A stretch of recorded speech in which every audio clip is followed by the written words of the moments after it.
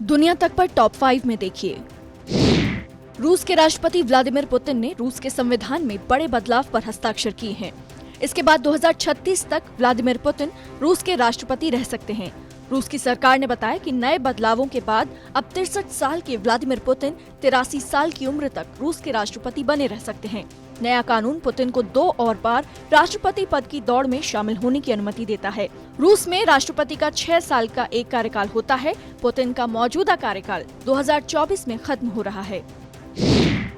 सागर में चीन के बढ़ते प्रभाव के बीच क्वाड देश बंगाल की खाड़ी में ज्वाइंट मिलिट्री एक्सरसाइज कर रहे हैं। खास बात यह है कि 3 दिन के इन नेवल वॉर गेम्स में क्वाड देशों भारत, अमेरिका, ऑस्ट्रेलिया, जापान के साथ अब फ्रांस भी शामिल हो रहा है।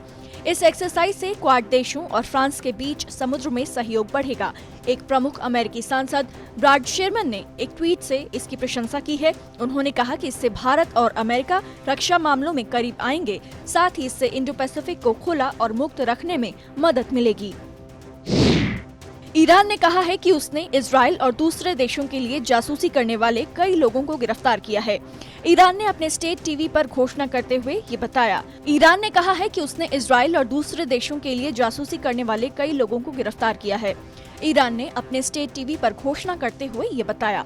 हालांकि ईरान की तरफ से गिरफ्तार किए गए लोगों की नागरिकता के बारे में कोई जानकारी नहीं दी गई है और न ही ईरान ने जासूसी का कोई सबूत दिया है। तेल कीमतों पर भारत की अपील को दरकिनार कर सऊदी अरब ने कच्चे तेल की कीमतों में एक बार फिर बढ़ोतरी कर दी है।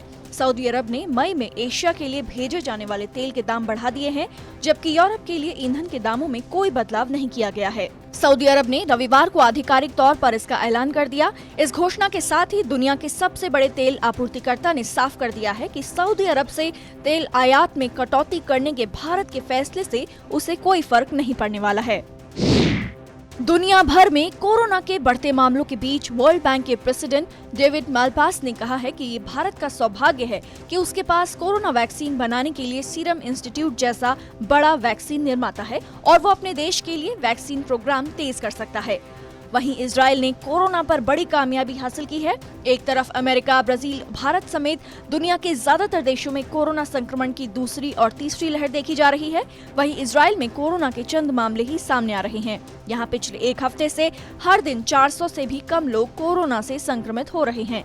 यही वजह है कि इजराइल के अस्पतालों में पिछले साल बनाए गए कोरोना वार्ड तेजी से बंद किए जा रहे हैं। साथ ही लॉकडाउन और कोरोना प्रतिबंधों को अब इजराइल में हटा लिया गया है।